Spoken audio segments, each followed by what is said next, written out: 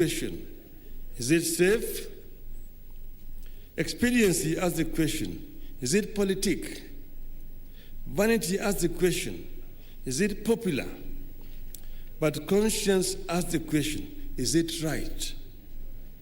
And there comes a time when we must take a position that is neither safe, nor politic, nor popular, but one must take it because it is right.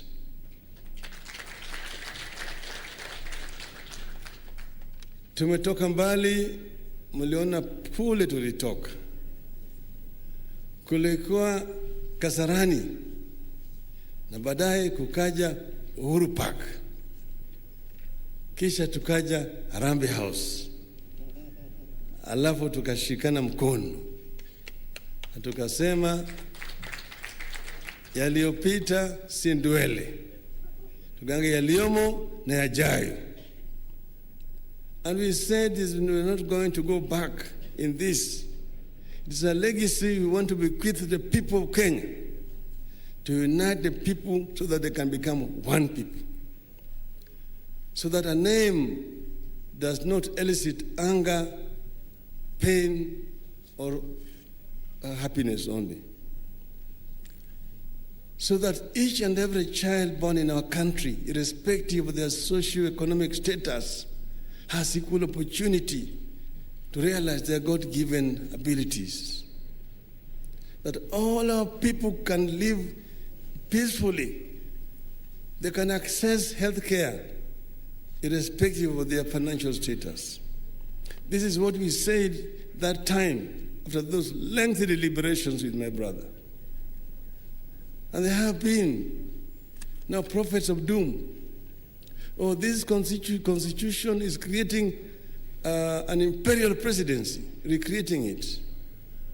You're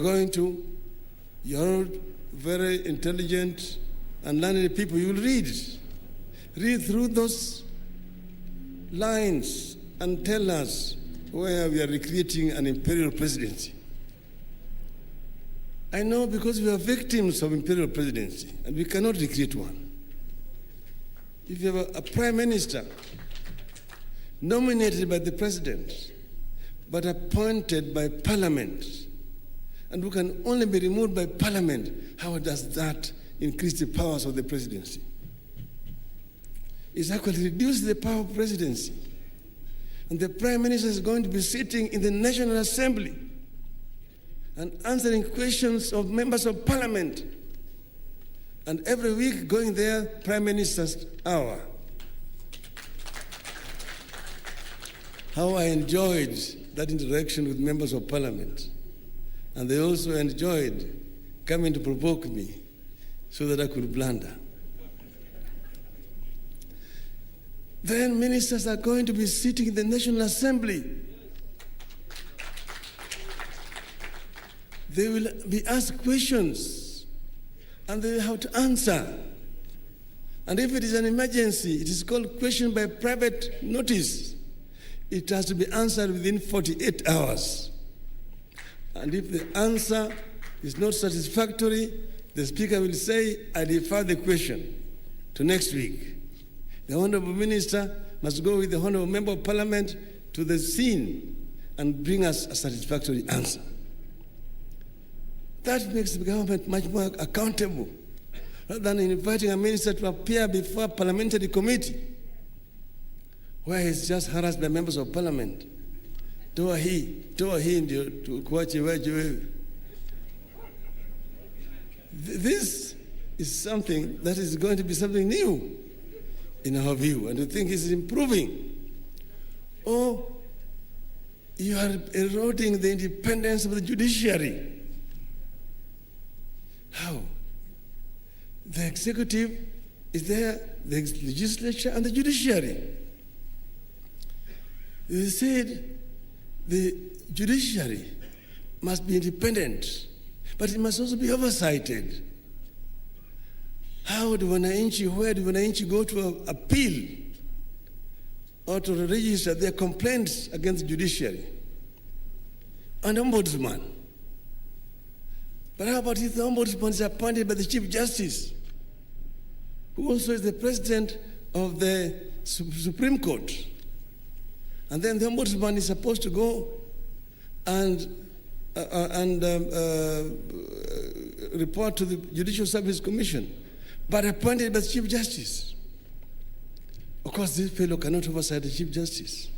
That's why it is said the presidency appoints the ombudsman.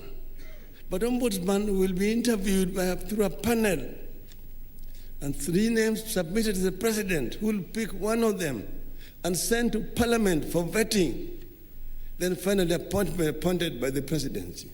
How does that erode the independence of judiciary?